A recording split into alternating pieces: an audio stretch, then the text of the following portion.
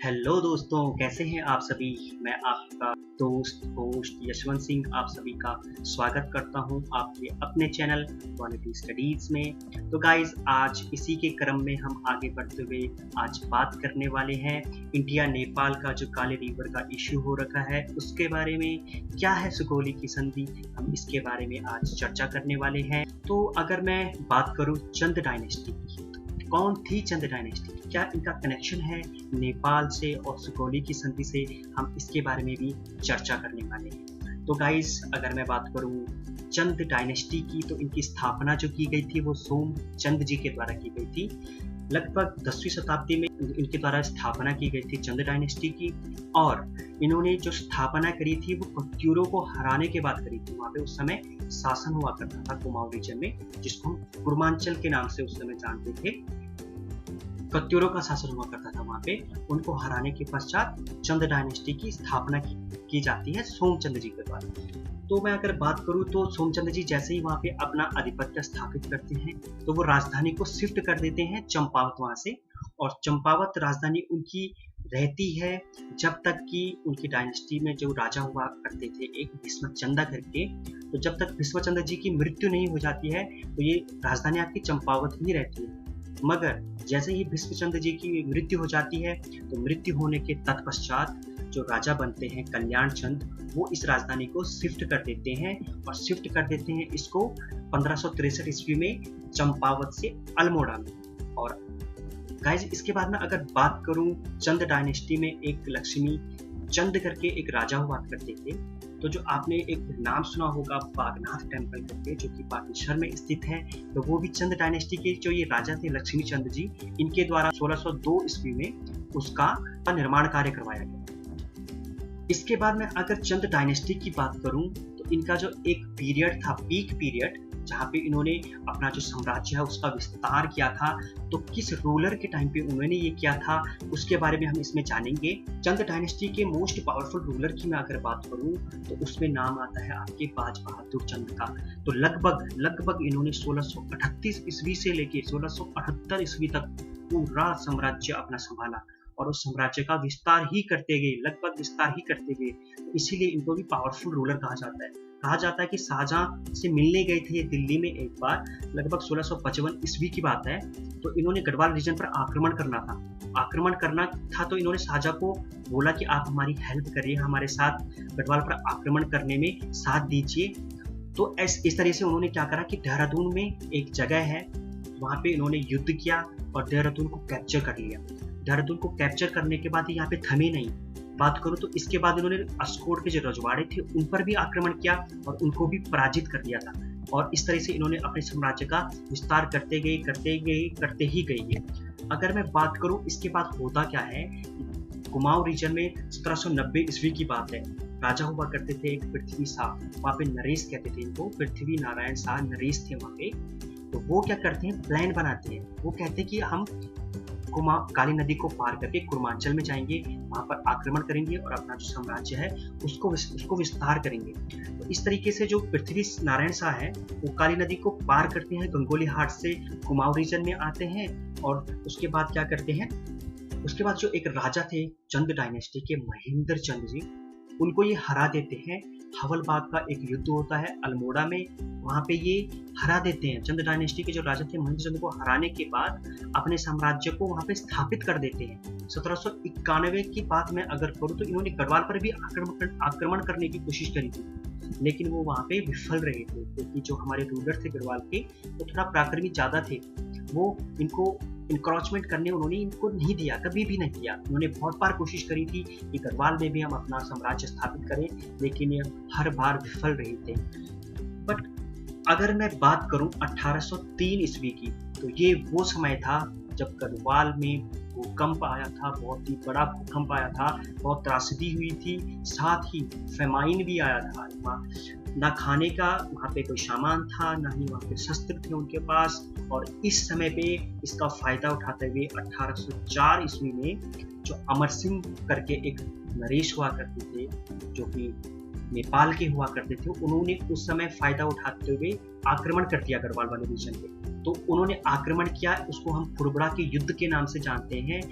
4 मई 1804 ईस्वी को इन्होंने देहरादून में इस लड़ाई को लड़ा और इसमें जो हमारे गढ़वाल के राजा थे प्रद्युमन शाह, उनकी मृत्यु हो जाती है, वो वीर गति को प्राप्त हो जाते हैं। और इस तरीके से वो अब क्या था कि जो नेपाल थे, नेपाल के नरेश थे, उन्होंने कुमाऊं को तो कैप्चर कर ही रखा था, अब गढ़वाल में अपने आप को स्थापित कर दिया था, अपना साम्राज्य का विस्तारण कर दिया था। इस तरह से वो दोनों जगह रूल कर रहे थे, कुमाऊं में भी और गढ़वाल में भी। इसके बाद में अगर बात करूं, फिर वो रूल करते रहे 1815 का समय आता है। तो इसमें क्या होता है, जो हमारे परमार डायनेस्टी थी, इसमें सुदर्शन शाह करके एक राजा हुए। उन्होंने क्या करा कि उन्होंने कहा कि ये गुरखा है, जो अगर इनको यहाँ से भगाना है तो वो हमें ब्रिटिशर्स से एक बार बात करनी पड़ेगी। तो वो क्या करते हैं, ब्रिटिशर्स के पास जाते हैं, उनसे कहते हैं कि आप हमारी मदद कीजिए गोरखाओं को यहाँ से भगाने में, और हम आपको इसके अवज में आप जो मांगेंगे वो देंगे।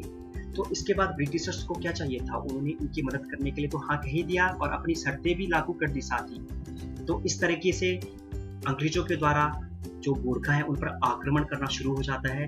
और गोरखाओं पे आक्रमण इतना होता है कि अंत में जो गोरखा होते हैं ना, तो वो क्या करते हैं, गोरखा जो है वो समझौता करने के लिए तैयार हो जाते हैं अंग्रेजों के साथ, कि हम आपके साथ समझौता करने के लिए तैयार हैं। और इसी समझौते को, जो ये समझौता नेपाल के नरेश द्वारा करने की कोशिश की गई थी 1815 ईस्वी में, इसी को हम जानते हैं सगौली की संधि के नाम से।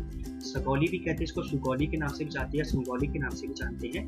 तो ये हमारी एक जगह है चंपारण बिहार में, वहाँ पे ये संधि हुई थी दोनों के बीच में, तो इसलिए हम इसको सुगौली की संधि भी कहते हैं। तो बट इसमें हुआ क्या था कि समझौता होने के बावजूद भी नेपाल के जो नरेश थे उन्होंने उसको पूरी तरह माना नहीं था।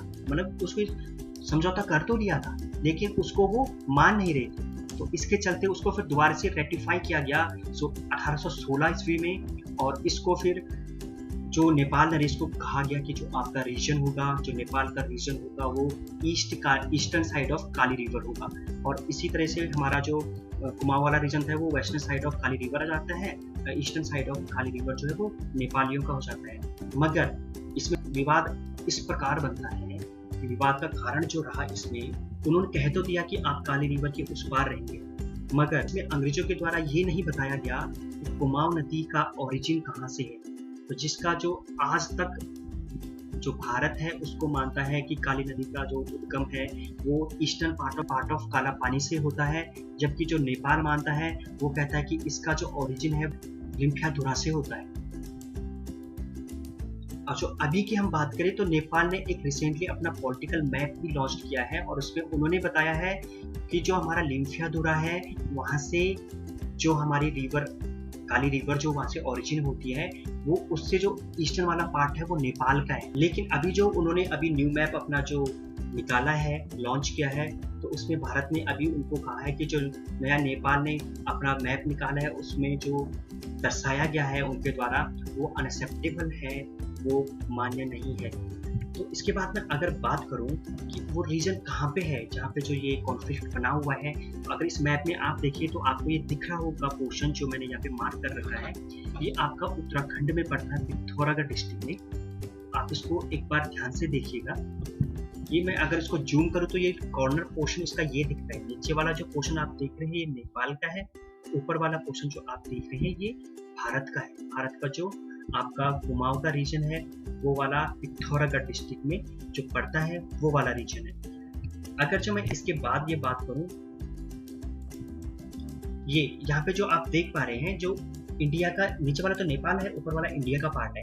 तो इंडिया जो मानता है वो मानता है आपका जो काला पानी वाला क्षेत्र है ना ईस्टर्न का, ये जो मैंने मार्क कर रखा है यहाँ पे, तो उन्होंने कहा कि यहाँ से काली नदी का ओरिजिन होता है। लेकिन जो नेपाल है, नेपाल मानता है जो ऊपर मैंने मार्क कर रखा है ना ये नेपाल वाले रीजन का लिम्फियाधुरा, नेपाल मानता है कि यहाँ से काली नदी का ओरिजिन होता है। तो ये कॉन्फ्लिक्ट बना हुआ है इन दोनों के बीच में कि काली नदी का ओरिजिन एक्चुअल में होता कहाँ से है। इसके क्रम में मैं बात करूँ अगर, तो नेपाल ने अभी अभी अपना एक मैप भी जारी कर दिया। उन्होंने पूरा रीजन जो है वो अपने मैप में दर्शा दिया कि ये हमारा जो है नेपाल का रीजन है। तो इसी के विरोध में भारत ने कहा कि ये जो आपने नक्शा बनाया है ये करेक्ट नहीं है, ये अनएक्सेप्टेबल है।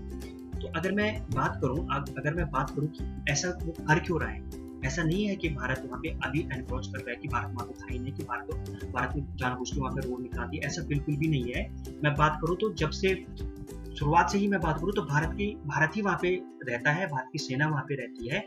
रोड का कंस्ट्रक्शन का कार्य भी वहाँ पे अभी से नहीं हो रहा है, वो पहले से बनी हुई थी रोड। अभी की मैं बात करूँ तो पिथौरागढ़ से जो एक रोड जा रही है उससे लिंक हुआ है उसका, वहाँ पे रोड पहले से ही है, वहाँ पे हमारी ही सेना रहती है। अभी तो वो इंडिया की टेरिटरी में ही आता है। अभी तक आज तक उसने कभी भी इसको नहीं उठाया था इशू को, लेकिन अभी वो उठा रहे हैं। क्यों? क्योंकि अभी मैं बात करूँ वहाँ पे जो है कम्युनिस्ट पार्टी केपी ओली की, वो प्रो चाइना है। वो अभी उनके दबाव में जो चाइना उनको कह रहा है, हो सकता है उसके लिए वो इंडिया पे दबाव बना रहे हो कि ताकि उनका जो एनक्रोचमेंट है आपके लिपू लेक वाली साइड को, वो चाइना उधर को भी अपना एनक्रोचमेंट कर सके। हो सकता है इसके लिए उन्होंने केपी ओली को जो है एक मोहरा बना के सामने रखा हो भारत के, ताकि जो कॉन्फ्लिक्ट है वो इनके आपस में बने रहें और हो सके तो वो रीजन जो है हमारा उसमें भी अपना आधिपत्य हो जाए। और जो केपी ओली तो उनकी जो सरकार है अभी वो तो प्रो चाइना है ही, तो एक सिचुएशन ये भी हो सकती है। लेकिन अगर हम वैसी सिचुएशन देखें कि हमारे लिए क्यों इम्पोर्टेंट है, हमारे लिए इम्पोर्टेंट है क्योंकि हमारी जो कैलाश मानसरोवर की यात्रा जाती है वो इसी रूट से होके हुए जाती है। अभी जो रोड का भी जो लिंक किया गया था, वो रोड का लिंक भी इसीलिए किया गया था कि यात्रा को सुगम बनाया जाए और साथ ही हमारे जो बॉर्डर की सिक्योरिटीज हैं उनको भी मद्देनजर रखते हुए हमारे जो मिलिट्री है, हमारे जो अन्य जो भी है सामान है, वो वहां तक पहुंचाने में ईज हो सके, इसलिए रोड का लिंक किया गया था। पहले थी रोड लेकिन बीच में लिंक नहीं थी, वो लिंक कर दी गई है पिथौरागढ़ से कालापानी तक, पिथौरागढ़ से आपका लिपू लेक तक लगभग 80 किलोमीटर की रोड है ये। और इसमें कोई दोहराई नहीं है कि ये भारत का ही एक हिस्सा है। तो गाइस, अगर आपको ये कहानी समझ आई है, अगर आपको ये अच्छी लगी है, तो आप इसको जरूर शेयर कीजिएगा और अपने इस चैनल को जरूर सब्सक्राइब कीजिएगा। आज के लिए इतना ही गाइस।